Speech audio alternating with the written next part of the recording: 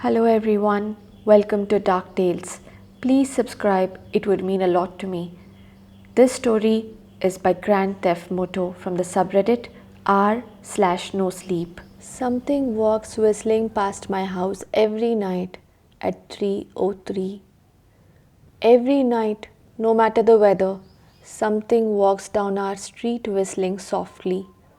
You can only hear it if you're in the living room or the kitchen when they walk by, and it always starts at exactly 3:03.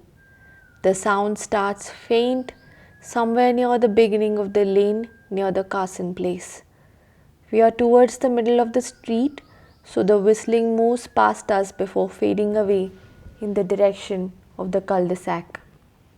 When I was younger, my sister and I would sneak into the kitchen some nights to listen. Mom and Dad didn't like that, and we'd catch hell if they found out there, but they were never too hard on us since we always stuck to the one big rule. Don't try to look at whatever was whistling. My neighborhood is a funny place. I've lived here since I was 6 and I love it. The houses are small but well kept, good sized yards, plenty of places to roam. There are a lot of other kids here my age. I turned 13 back in October. We grew up together and would always play foursquare in the cul-de-sac or roam around from back porch to back porch in the summer. This was a very good place to grow up. I'm old enough to see it. And there's only the two strange things here, the night whistling and the good luck. The whistling never bothered me much. Like I said, I couldn't even hear it from my bedroom. But Mom and Dad didn't like talking about it, so I've stopped asking questions. My dad is a strong guy, tall and calm. He has an accent since he moved to the US as a kid.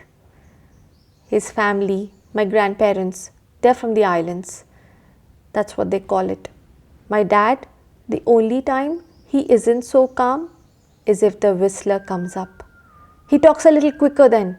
I move faster, and he tells us not to think about it so much and to always remember the one rule, the big rule. Don't try to look outside when the whistler goes past.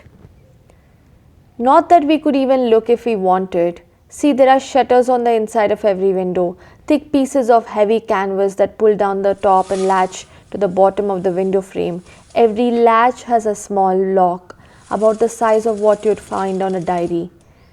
My dad locks those shutters every night before we all go to bed and keeps the key in his room. My mom, I don't know what she thinks about the whistling. I've seen her out in the living room before at 3:03 when the sound starts.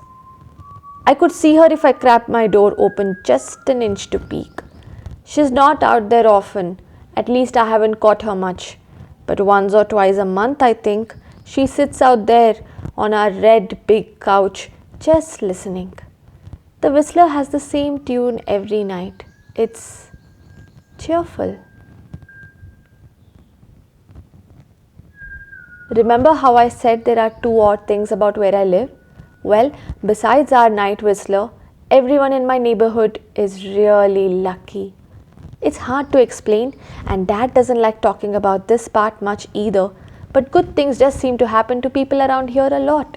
Usually it's small things, winning a radio contest, or getting an unexpected promotion at work, or finding some arrowheads buried in the yard, the authentic kind. The weather is pretty good, there's no crime, and everybody's gardens bloom extra bright in the fall. A million little blessings, I've heard my mom say about living here. But the main reason we stay here, why we moved here in the first place, is my sister Nola. She was born very sick, something with her lungs. We couldn't even bring her home when she was born, only visit her in the hospital. She was so small, I remember, small even compared to the other babies. A machine had to breathe for her. We moved into our house here to be closer to the hospital.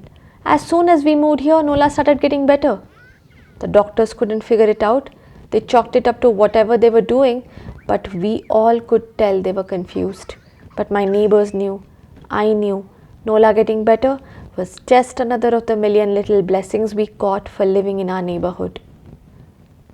So that's why we stay here even after we found out that for every miracle that happens here every day, now and then some bad things happen, but they only happen if you look for the whistler.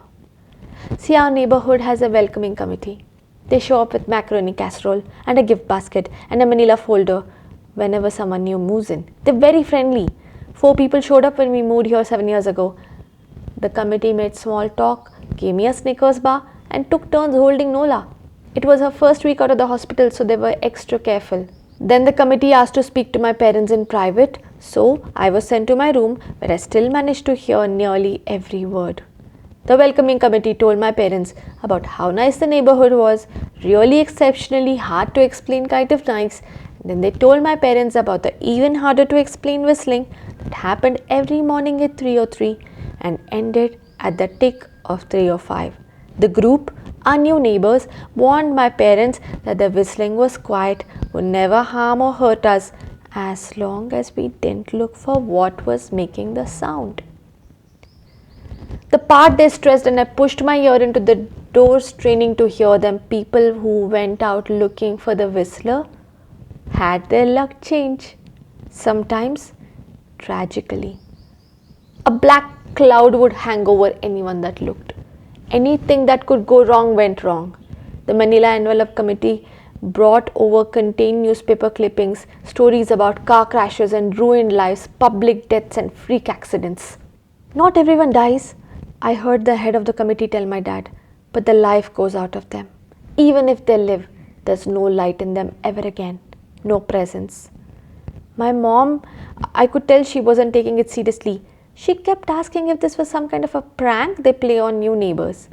At one point, my mom got very angry, accused the committee of trying to scare us out of our new home, asked them if they were racist on account of my dad being from the islands. My dad calmed her down, told her he could tell our new neighbors were sincere and they were trying to help us. He explained that he grew up hearing these kind of stories from his mom and dad and that he knew there were strange things that walked among us. Some of those strange things were good and some were bad, but most were just different. After the committee left, Dad went out to the hardware store, bought the canvas blinds, the latches, the locks, and installed them on every window in the house after dinner. The first night in our new house, I crept out of my room at 3 a.m. only to find my dad awake, sitting on the living room couch, holding my baby sister. My dad held up his finger in a shh motion but patted the couch next to him. I sat and we waited. At exactly 3:03, we heard the whistling.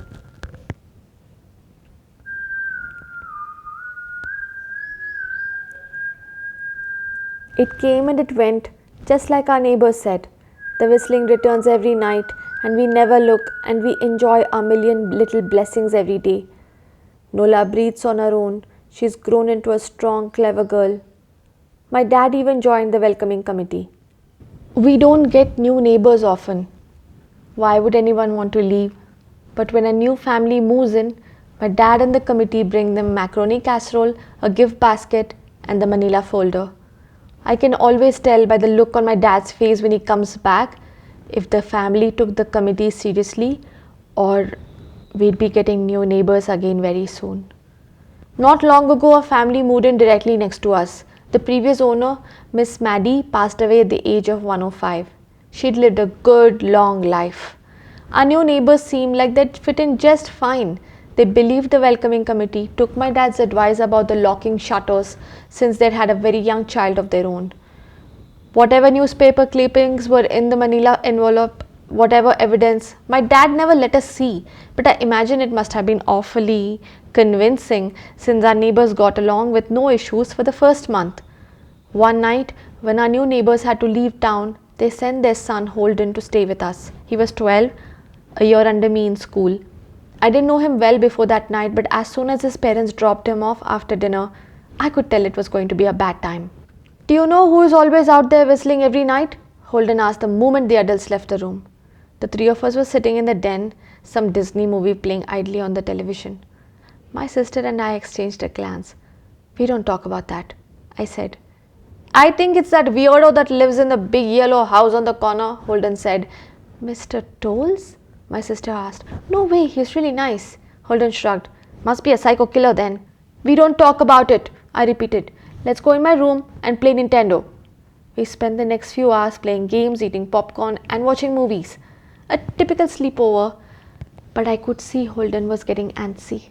After my parents had wished us a good night, locked the blinds, gone to bed, Holden stood up from his beanbag, walked over to where Nola and I was sitting on my bed. Have you ever tried looking? He asked. It's nearly time. Like most sleepovers, we'd conveniently ignored any suggestion of a bedtime. I was shocked to see he was right. It was almost 3 a.m. I sighed. We don't. See, I can't even try to look because my dad locks the blinds every night and hides the key, he continued, ignoring me. So does our dad, said Nola. No, replied Holden. No, he doesn't. You saw him do it, I said a little sharper than I meant to sound. Holden grinned. Your dad locks the blinds, yeah, but he doesn't hide the key. He keeps it right on his normal keychain. So? I asked, worried I already knew what he would say next. Because I had noticed that my dad didn't bother hiding the key anymore after all these years because he knew we took it seriously. So, after your dad locked up, but before your parents went to bed, I went to the bathroom and on my way, I may have peeked into his room and I know I may have seen your dad's keychain on his nightstand and I maybe went and borrowed the keys to the blinds. Nola and I stared and his grin only grew wider. You're lying, I said. Holden shrugged. You can check if you want. Just open your parents' door and look. You'll see his keychain right there on the nightstand. Stay here, I told both of them. Don't move a muscle. I hurried over to my parents' room but hesitated at the door. If Holden wasn't lying, my dad would be angry. Beyond angry. I was scared thinking about it, but more scared of an open window with a whistler right outside. I opened the door barely an inch and looked in, but it was too dark to see. Taking a deep breath, I walked into the room. 2 steps into the dark, I froze. The whistling started, and I could hear it clearly from my parents' room. I never realized, but they must have heard the sound every night since we moved into the house. They never told us. I don't think I could have slept through it. I stood there listening to the whistling come closer, unsure whether I should turn on a light or call out for my dad. Soft sounds from the living room brought me back to reality. Nola! I yelled, running out of my parents' room. Holden and Nola were standing near the front door next to a window. Holden wasn't lying. I could see him fumbling with the lock on one of the blinds. I heard a click. He did have the key. Holden let out a quick laugh. Nola stood next to him, hunched up, afraid but maybe curious. The whistling was right outside our house now. I think I made a sound, called out. I can't remember. Time felt frozen. Clock hands nailed to the face, but I found myself moving. I'm not fast. I've never been athletic. Somehow, though, I covered the space between myself and Nola in a moment. My eyes were locked on her, but I heard Holden pull the blind all the way down so he could release. I heard the snap of it start to raise and I heard the whistling just on the other side of the window.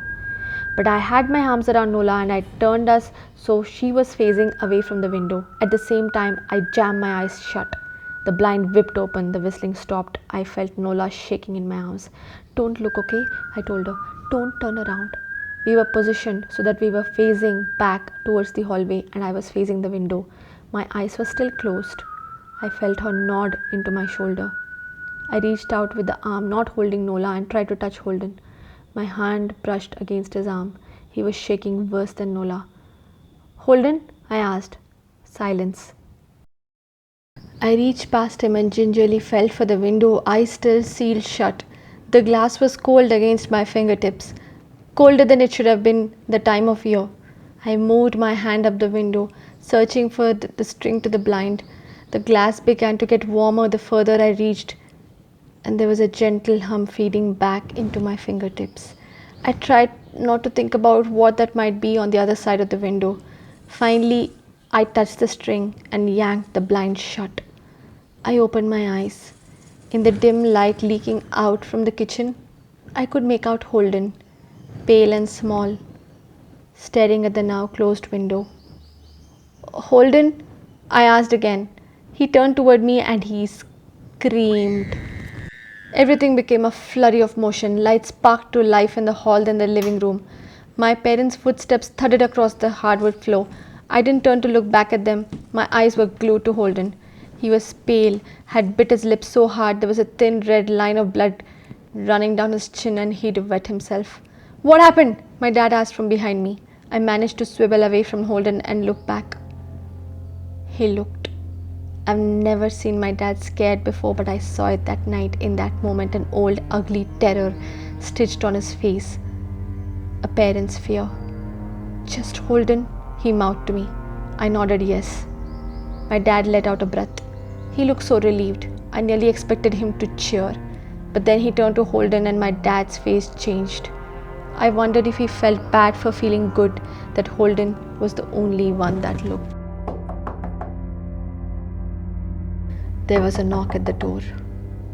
We all froze. Holden whimpered. Don't answer it, my mom said. She stood at the threshold of the hall. I'd always thought she was a skeptic and just humored my dad about the windows and the whistler, but that night, we were all believers. I noticed that both of my parents held baseball bats they must have taken from their bedroom. The knock came again, a little louder this time. Please don't open the door, Holden whispered. My dad walked over to him, hugged him close. We won't, my dad promised, still holding his bat. Nothing is coming in here tonight. This time the knocking was loud enough to rattle the door. Holden screamed again and Nola clutched her arms around my neck.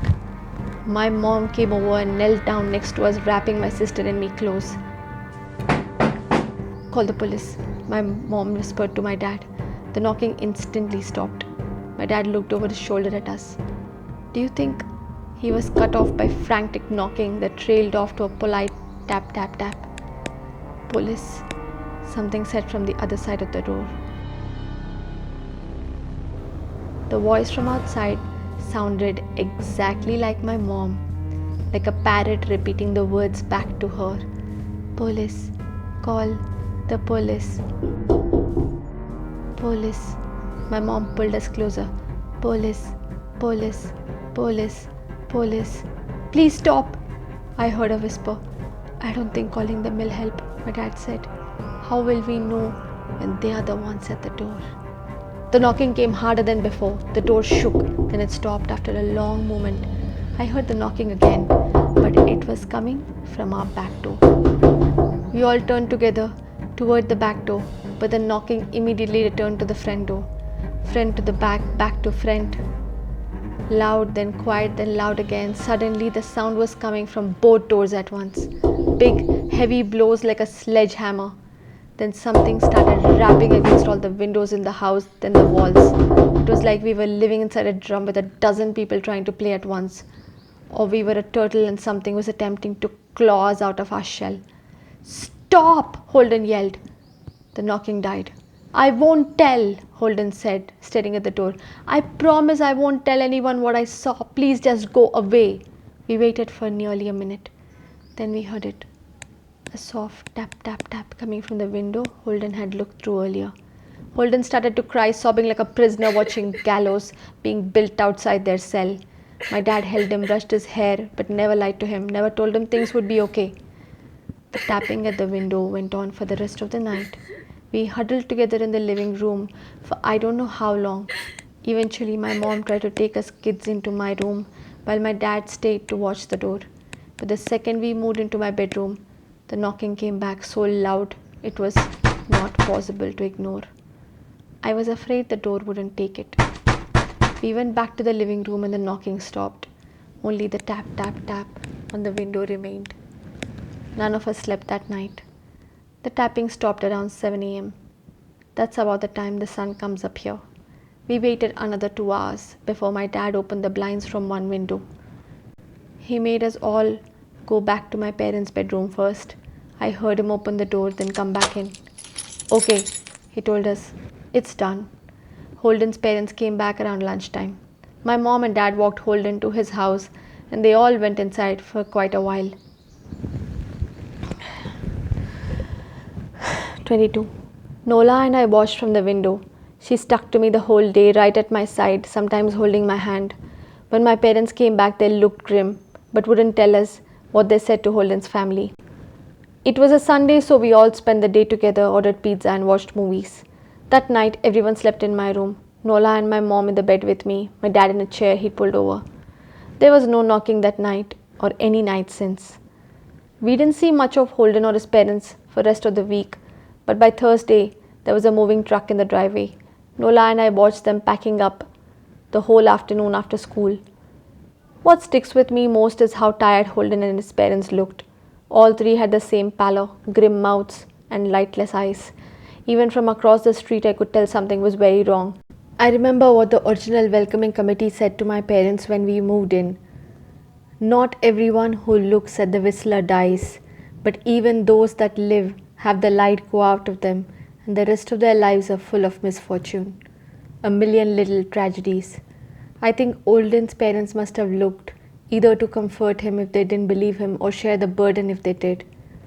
I watched Nola some days, happy and young and alive, and I wonder if I had been slower, if she looked out that window that night, would I have looked too? To comfort her, to share the burden? I'm glad I don't have to find out. We still live in that house in that neighborhood. We hear our whistler walking past every night. The blessings, the luck, the good things here are too good to leave. But we are careful. We don't have friends over to spend the night anymore. And my dad hides the keys to the blinds very, very well. Not that I've gone looking. Some things you just don't need to look for.